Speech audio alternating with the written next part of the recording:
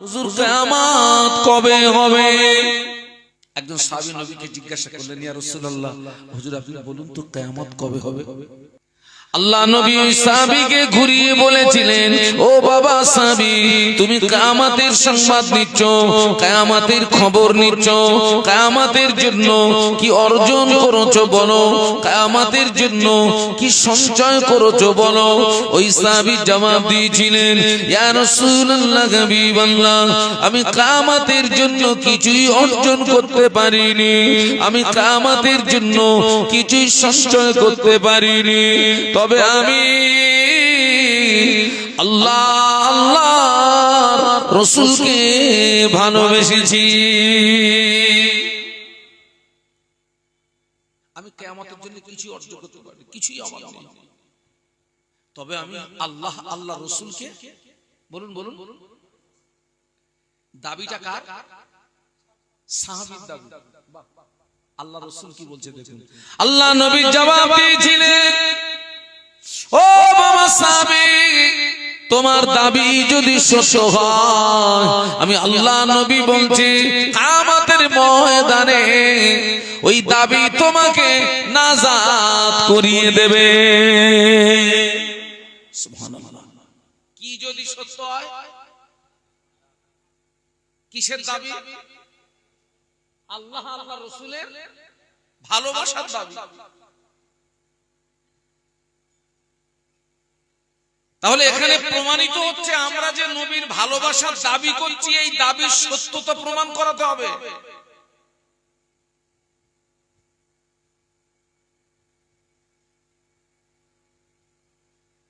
আল্লাহ নবী ১৫০০ বছর আগে বললেন, লা ইউমিনু আহাদুকুম হাত্তা আকুনা আব্বা ইলাইহি মিন ওয়ালিদিহি ওয়া ওয়ালাদিহি ওয়ান নাস আজমাইন। একটু বলুন আল্লাহু আকবার, আর একটু জবান খুলে বলুন। আল্লাহ বললেন, লা ইউমিনু আহাদুকুম হাত্তা আকুনা আহাব্বা ইলাইহি মিন ওয়ালিদিহি ওয়া ওয়ালাদিহি ওয়ান নাস আজমাইন, আও কামা ক্বালা আলাইহিস সালাম।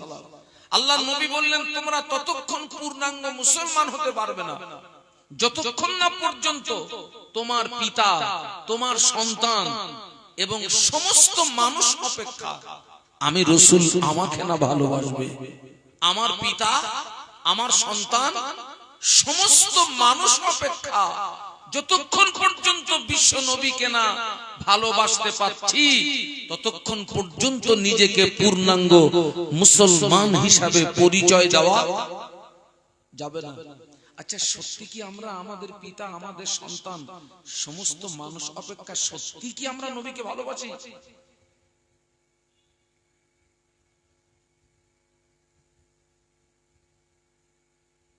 খুব কম সংখ্যক মানুষ এই হাদিস শরীফের বাস্তবতার সঙ্গে তাদের জীবনের মিল আছে, আর ঢের সংখ্যক মানুষ এই হাদিস শরীফের সঙ্গে আমাদের বাস্তবতার মিল পাওয়া খুব কঠিন। আমরা নবীকে ভালোবাসি, অধিকাংশ মানুষের এই দাবিটা হচ্ছে মৌখিক দাবি, আর মৌখিক নবীর ভালোবাসার দাবি করা সহজ, ওই ভালোবাসাটাকে প্র্যাকটিক্যালে দেখানোটা বলুন বলুন খুব কঠিন, খুব কঠিন। তাহলে নবীকে ভালোবাসার রাস্তা কোনটা? বাস্তবে নবীকে ভালোবাসার রাস্তা কোনটা? কোন রাস্তায় গেলে বাস্তবে আমি আল্লাহ আল্লাহ রাসূলকে ভালোবাসব? আল্লাহ পাক কোরআন শরীফের ভিতরে বললেন, লাকাদ কানা লাকুম ফি রাসূলিল্লাহি উসওয়াতুন হাসানা। একটু সুবহানাল্লাহ বলুন, একটু মহব্বতে বলেন না। আমি আল্লাহ পাকের কোরআন শোনাচ্ছি তো, নবীর হাদিস শোনাচ্ছি তো। আলিফ লাম মিম,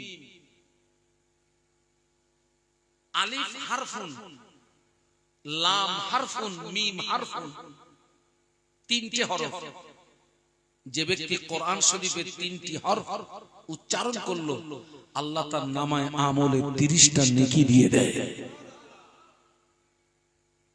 আল্লাহ বললেন, লাকাদ কানা লাকুম ফি রাসূলিল্লাহি উসওয়াতুন হাসানা।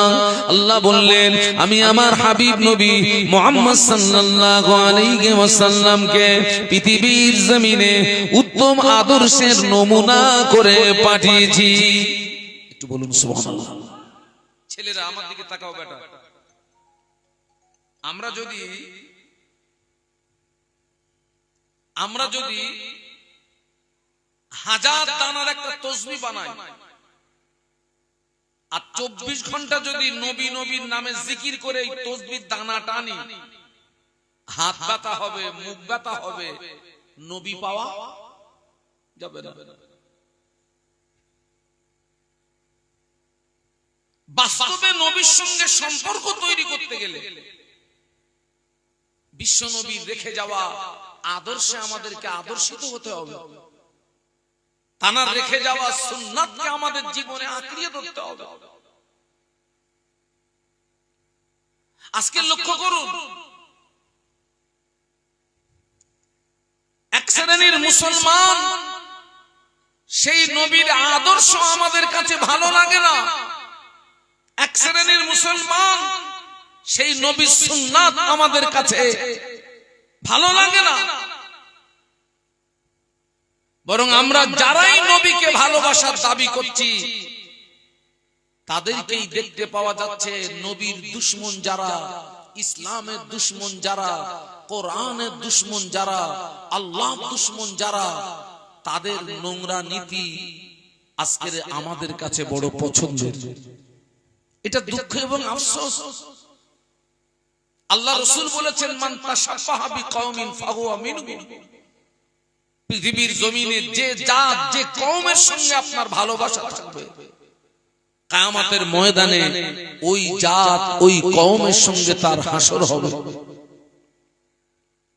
আপনারা ইতিপূর্বে ওলামাদের জবান থেকে শুনে থাকবেন, কোন এক সময় কয়েকজন দুষ্কৃতী মদিনার জমিনে গিয়ে মাটি খুঁড়ে সুড়ঙ্গ কেটে আমাদের নবীকে তুলে আনতে গিয়েছিল। আপনারা শুনেছেন না? তারা কোন সম্প্রদায়ের মানুষ? ইহুদি। এই যে আজকের কম বেশি 2 বছর পেরিয়ে গেল, প্যালেস্টাইনের জমিনে হাজার হাজার মাকে শহীদ করে দিয়েছে, হাজার হাজার বোনকে শহীদ করে দিয়েছে, হাজার হাজার ভাইকে শহীদ করে দিয়েছে। কারা? বলুন বলুন, কারা? ওদের সারা জীবনের টার্গেট হচ্ছে মুসলমানদের মারো, মসজিদ উড়িয়ে দাও, মাদ্রাসা উড়িয়ে দাও, ইসলামকে ধ্বংস করতে হবে, কোরআনকে বিনষ্ট করতে হবে।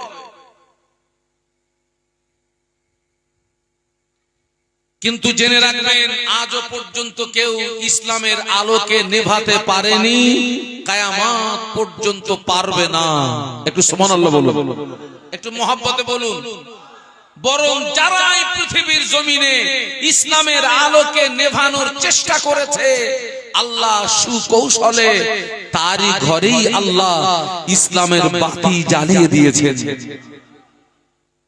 ফেরাউনের সারা জীবনের চেষ্টা ছিল কি? বলুন, ইসলামের আলোকে নিভিয়ে দাও। আল্লাহ তার ঘরেই কাকে পাঠালেন? মুসা আলাইহিস সালামকে। একটু সুবহানাল্লাহ বলবেন না? তুই নিজে মানুষ কর।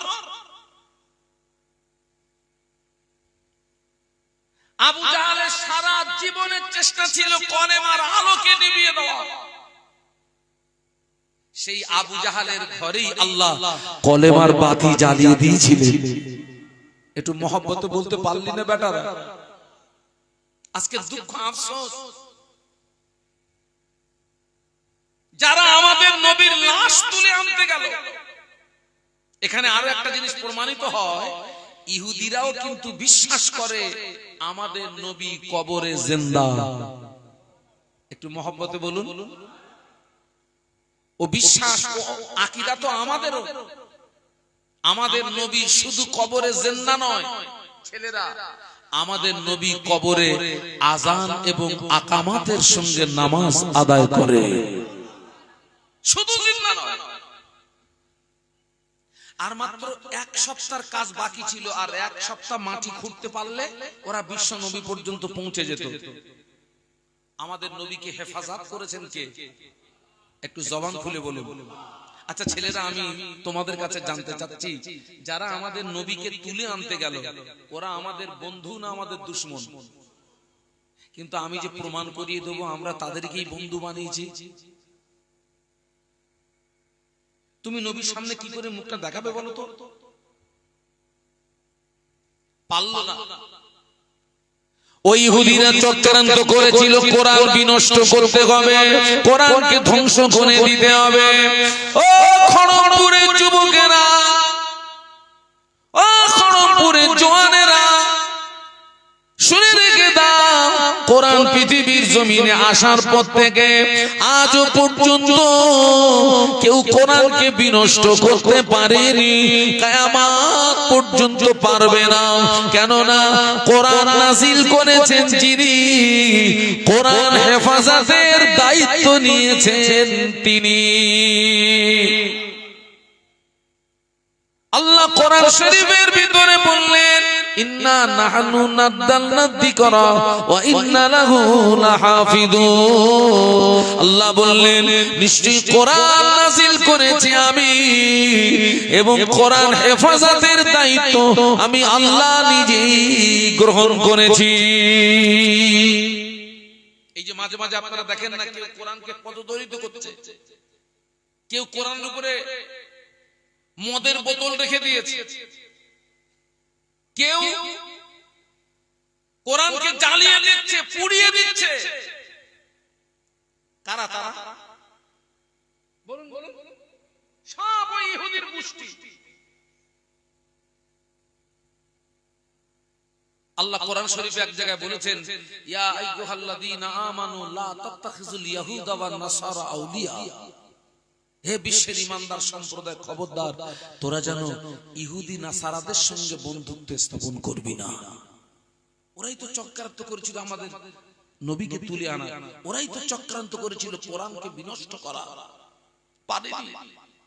তামাম পৃথিবীর জমিনে যত কোরআন শরীফ, সব কোরআন শরীফ গুলোকে নিয়ে আজকে রাতে যদি আটলান্টিক মহাসাগরে ডুবিয়ে দেওয়া হয়, তামাম পৃথিবীর জমিনে যত কোরআন শরীফ, ওই কোরআন শরীফ গুলোকে নিয়ে আজকে রাতে যদি পুড়িয়ে ছাই করে দেওয়া হয়, আল্লাহর নামে শপথ করে বলছি, আগামীকাল পূর্ব দিক দিয়ে সূর্য ওঠার আগে আবার নতুন কোরআন জন্ম নেবে। কেননা আল্লাহ পাক তামাম পৃথিবীর জমিনে তার লক্ষ লক্ষ বান্দা বান্দির সিনার ভিতরে কোরআন হেফাজত রেখেছে।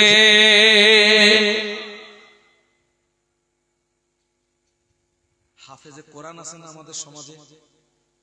একটা হাফেজে কোরআনকে এখানে দাঁড় করিয়ে দেবেন, 6 থেকে 8 ঘন্টা সময় দেবেন।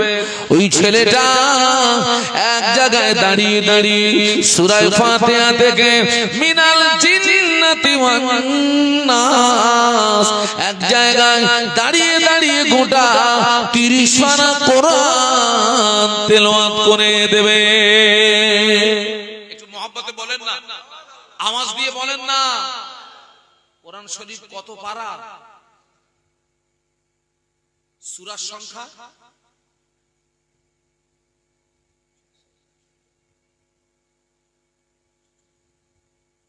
এই খোকা, সূরার সংখ্যা কত? না বলতে পারলে বেরোবো বলো, হয় ওপেন মারামারি হবে। এই তোমরা কেউ বলবা না,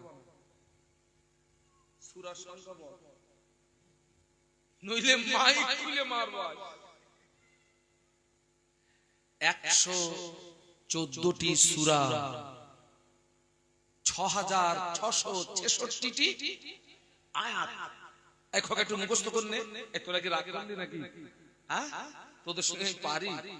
একটা ঘুষি মারলি হুজুর চিত না? হ্যাঁ, আমি তোদের সঙ্গে মারামারি করে মরবো? এই খোকা 114টি সূরা, 6666টি আয়াত, 30 পারা। আল্লাহ বান্দার সিনার ভিতরে হেফাজত করে রেখেছেন। একটু জোরে বলুন। একটা হাফেজে কোরআন তেলাওয়াত করবে, একটা জের জবর নোক্তা পেশ একটাও ভুল হবে? সুবহানাল্লাহ বলুন, একটু মহব্বতে বলুন। আমরা ছোটবেলা ধারাপাত পড়েছিলাম, খোকা তোরাও পড়েছিস। একে চন্দ্র, দুইয়ে পক্ষ, তিনে কপিস্টার বইও 6-7 পৃষ্ঠার বই না? ওই ছোট্ট একটা বইয়ের কোন হাফেজ আছে? আছে? তাম পৃথিবীর জমিনে বহু ধর্ম আছে, আর প্রত্যেকটা ধর্মের একটা করে ধর্মগ্রন্থ আছে। কোন ধর্মগ্রন্থের হাফেজ নাই, নাই। এবং শুনে রেখে দাও যুবকেরা, আমাদের নবী আসবার আগে যত নবী রাসূল এসেছেন, আল্লাহ নবীদেরকে যে মুজিজা দিয়েছেন, নবীরা কবরে মুজিজা কবরে। আমাদের নবী আল্লাহ সব নবীর চেয়ে আমাদের নবীর মুজিজা সবচেয়ে বেশি দিয়েছেন, বলুন সুবহানাল্লাহ। আর বিশ্ব নবীর জীবনে শ্রেষ্ঠ মুজিজা হচ্ছে কোরআন শরীফ। সুবহানাল্লাহ বলো। নবী কবরে, নবী কবরে, নবী কবরে, শ্রেষ্ঠ মুজিজা জীবিত দুনিয়াতে কিয়ামত পর্যন্ত থাকবে। একটু জোরে বলো। যারা আমাদের নবীকে তুলে আনতে গেল, যারা কোরআন বিনষ্ট করতে গেল, দুঃখ আফসোস আমরা তাদেরকে বন্ধু বানিয়েছি। আমরা তাদেরকে বন্ধু বানিয়েছি। আপনাদেরকে বলে যাচ্ছে, মাহফিল দেবেন, বিশ্ব নবী মূর্তির বিরুদ্ধে সংগ্রাম করেছেন না করেননি? বলুন বলুন। আজকে আমাদের মাহফিলে সেই মূর্তি জায়গা পায় কেন? আমি কি বলছি বুঝতে পারছেন না? পাচ্ছেন না? সেই মূর্তি আমাদের মাহফিলে জায়গা পাবে কেন? ওই গিয়ে দেখেন তো সে মাল আছে না নেই? এই কারা কারা দেখেছো? আছে না? দেবেন না, এগুলো মাহফিলে আনবেন না, মাহফিলে আনবেন না। আমরা সমাজকে নষ্ট করেছি, মাহফিলের ঐতিহ্যকে আমরা নষ্ট করেছি। আগে আলেম ওলামাদের যে আকর্ষণ ছিল, মহব্বত ছিল, ভালোবাসা ছিল, সেসব ভাটা পড়ে গেছে বাবা। এখন কেউ আর দাম দেয় না। আমাদেরও দোষ আছে, এখন আর দাম দেয় না। রাস্তা দিয়ে হুজুর আসতেছে, মেয়ে ছেলে বেটা ছেলে, নো কেয়ার, কোনো দাম নেই।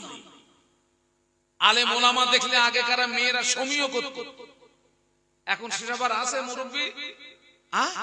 এখন ওদের সমীহ করলে ভালো হয়। আল্লাহ ওদেরকে হেদায়েত দেন, বলুন আল্লাহুম্মা আমিন, বলুন আল্লাহুম্মা আমিন। আজকের তাদের নোংরা নীতি আমাদের ভিতরে, এটাই দুঃখ, এটা আফসোস।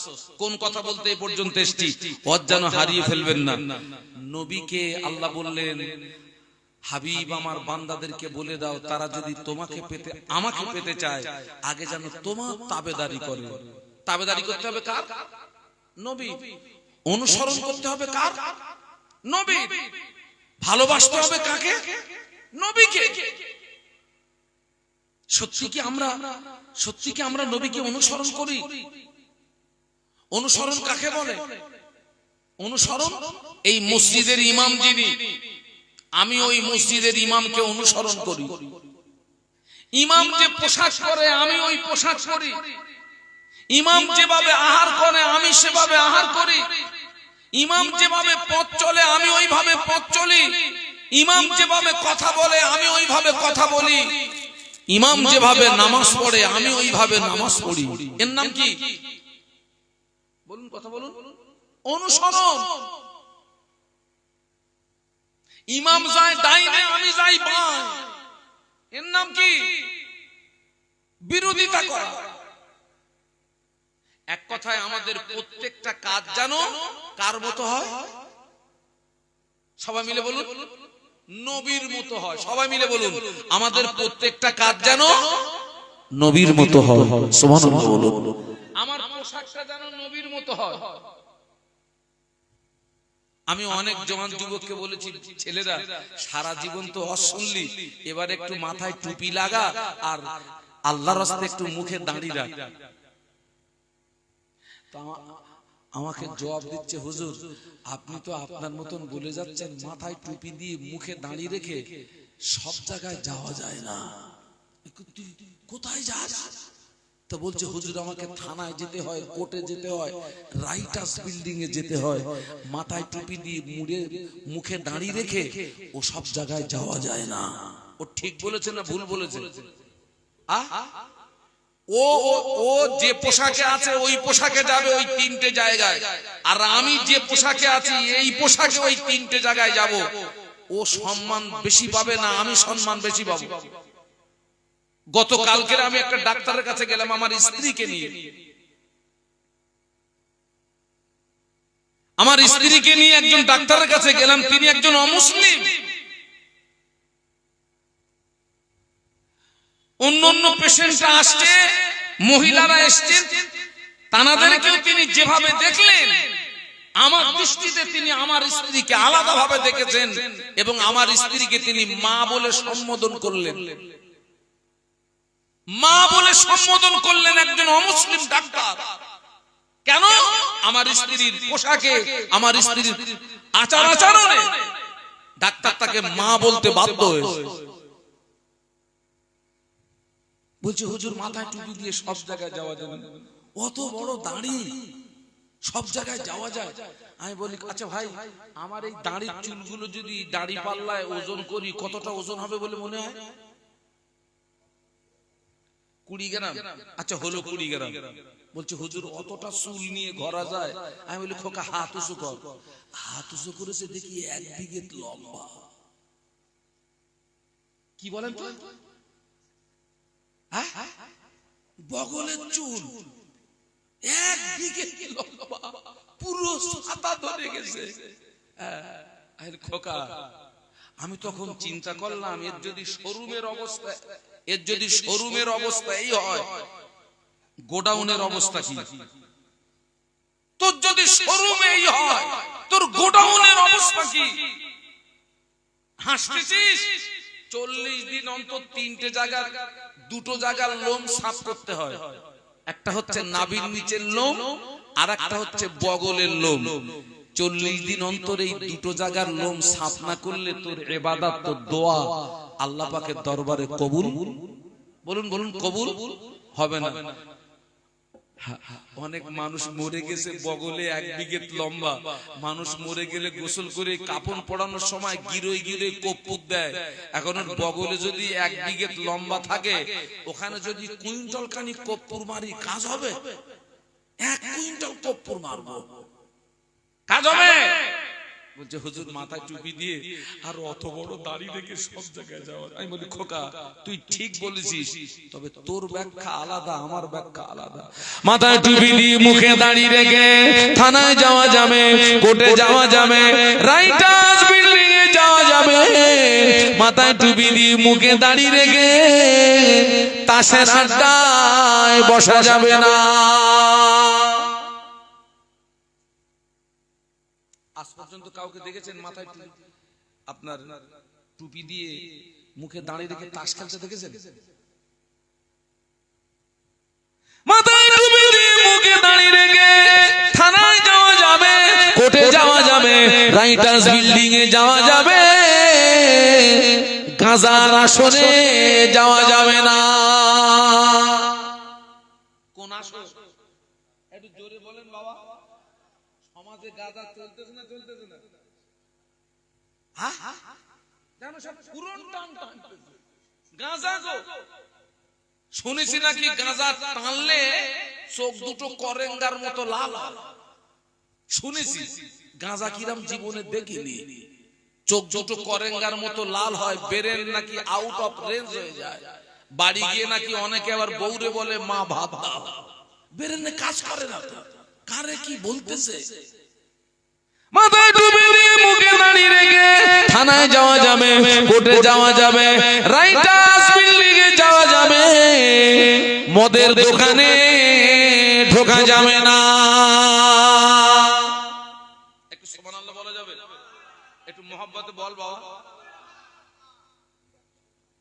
এত সম্মান, এক কথায় নবীর আদর্শ বাস্তবে রূপ দেবেন, আল্লাহ আপনাকে গুনাহ থেকে বাঁচিয়ে দেবে।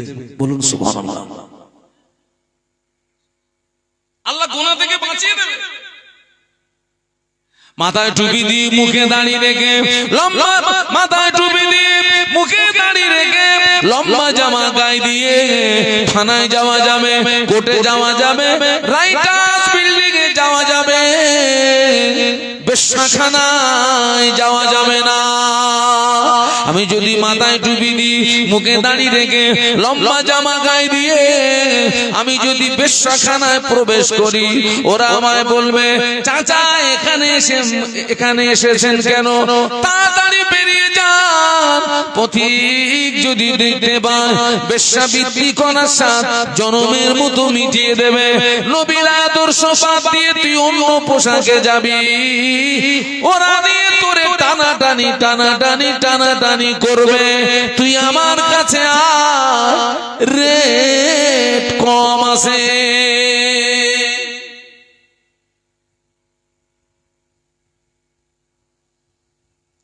নবীর আদর্শ বাস্তবে রূপ দেবে, আল্লাহ তোমাকে ইজ্জত সম্মান, আল্লাহ তোমার ইজ্জত সম্মানকে বাড়িয়ে দেবে।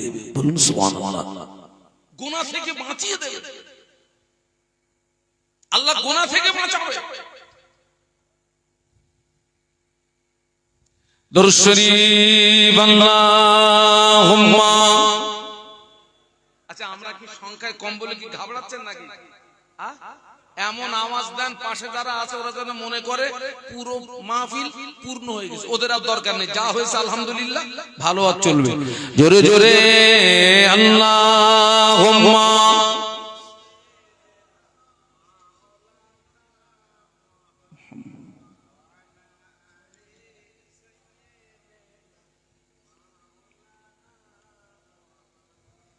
इन हवाओं से कह दो ना आए इधर, मुझको खुशबू की कोई जरूरत नहीं।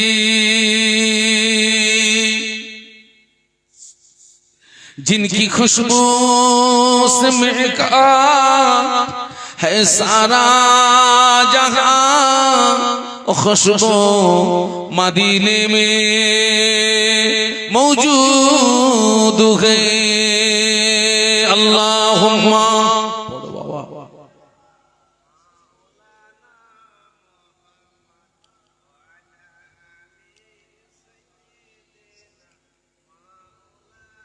সকলে একটু বলুন আল্লাহু আকবার। আমি আপনাদেরকে বলছি, পারলে একটু একটু আমল করুন। সারা জীবন শুনেছেন, মাথায় টুপি দেওয়াটা একটু অভ্যস্ত করুন। এই যে মাথায় টুপি দেওয়া কি বলুন, সুন্নাত। সারা জীবন শুনেছেন, চেষ্টা করুন একটু মুখে দাঁড়িয়ে রাখা। সারা জীবন শুনেছেন, চেষ্টা করুন সুন্নতি লেবাস পরা। আল্লাহ আল্লাহ রাসূল খুশি হয়ে যাবে। সুবহানাল্লাহ বলুন। এমনি হুড়হুড়ি করে তাকবীর দিয়ে কিছু বাবা না, ও নারায়ে তাকবীর আল্লাহু আকবার ও দিয়ে কিছু বাবা না, প্র্যাকটিক্যালে আসে। আল্লাহ নবী ১৫০০ বছর আগে বলে গেলেন, মান তামাসসাকা বিসুন্নতি ইন্না ফাসাদি উম্মতি ফালাহু আজরু মিয়াতি শাহীদ। আল্লাহ নবী বললেন, আখিরি জামানা আমি রাসূলুল্লাহ আমার যে সমস্ত সুন্নাতগুলো হারিয়ে যাবে, আখিরি জামানায় আমি রাসূলুল্লাহ আমার যে সমস্ত সুন্নাতগুলো বিলুপ্ত হয়ে যাবে, আমার কোন উম্মতি ওই রকম একটা হারিয়ে যাওয়া সুন্নাতের উপরে যদি আমল করতে পারে আল্লাহ পাক ওই ব্যক্তির নামায়ে আমলে আমার আল্লাহ 100 শহীদের সওয়াব দিয়ে দেবে।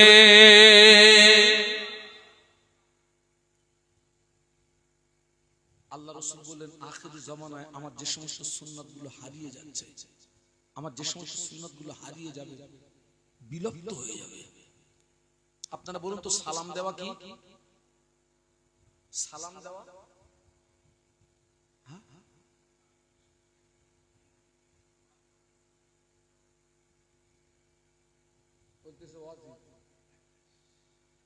আমি আজকে কোন জায়গায় এসেছি? এ কি সুন্দরবন? এই খোকা, সালাম দেওয়া কি সুন্নাত? জবাবটা হচ্ছে ওয়াজিব। ছোটরা বড়দেরকে কি করবে? সম্মান করবে। ছোটরা বড়দেরকে সম্মান করবে, আর বড়রা ছোটদেরকে স্নেহ করবে। ছোটরা আমাদের সালাম দেয়,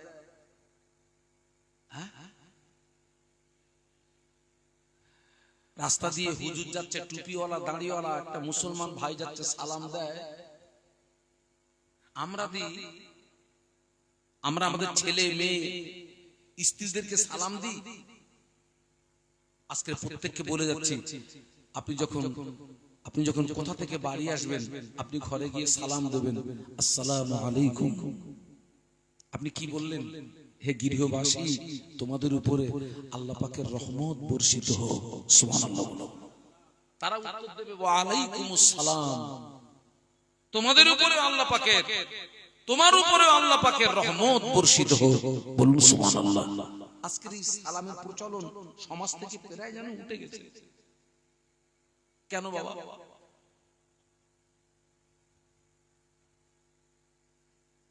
আসল জায়গা থেকে আমরা অনেকটা দূরে সরে যাচ্ছি।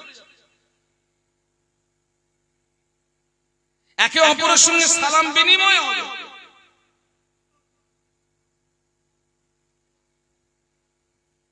এই সুন্নাতটাকে যদি বাস্তবে আমলে আনতে পারেন, 100 শহীদের সওয়াব পাবেন। সুবহানাল্লাহ বলো। আল্লাহ নবী 1000 বছর আগে বলে গেলেন, মান আহাব্বা সুন্নতি ফাকাদ আহাব্বানি ওয়া মান আহাব্বানি কানা মাই ফিল জান্নাহ। মান আহাব্বা সুন্নতি ফাকাদ আহাব্বানি ওয়া মান আহাব্বানি কানা মাই ফিল জান্নাহ। আল্লাহ নবী বললেন, যে আমার সুন্নাতকে ভালোবাসলো ফাকাদ আহাব্বানি, ওই ব্যক্তি আমাকে ভালোবাসলো। ওয়া মান আহাব্বানি, যে ব্যক্তি আমি রাসূলুল্লাহ আমাকে ভালোবাসলো। আমি আল্লাহ নবী বলছি, কানা মাই ফিল জান্নাহ, ওই ব্যক্তি আর আমি রাসূলুল্লাহ জান্নাতে ভিতরে পাশাপাশি থাকবো।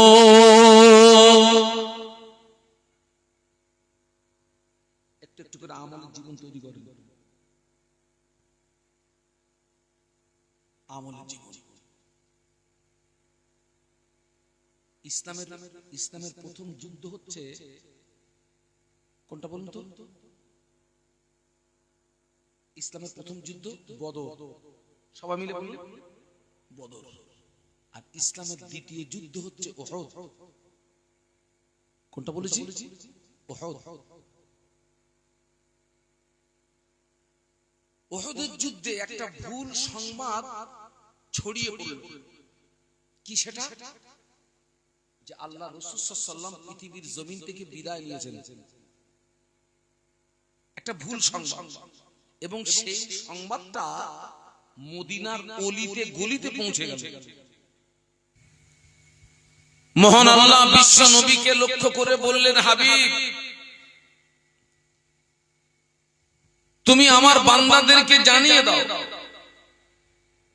আমার বান্দাদেরকে বলে দাও, তারা যদি আমাকে পেতে চায়, আমার সঙ্গে মহব্বত স্থাপন করতে চায়, তাদের সর্বপ্রথম কাজ হবে ফাত্তাবিউনি। একটু বলুন সুবহানাল্লাহ। তারা যেন আগে তোমার তাবেদারি করে, তারা যেন আগে তোমায় অনুসরণ করে, তারা যেন আগে তোমায় ভালোবাসে। আল্লাহ পাক বললেন, হাবিবে পিয়ারা,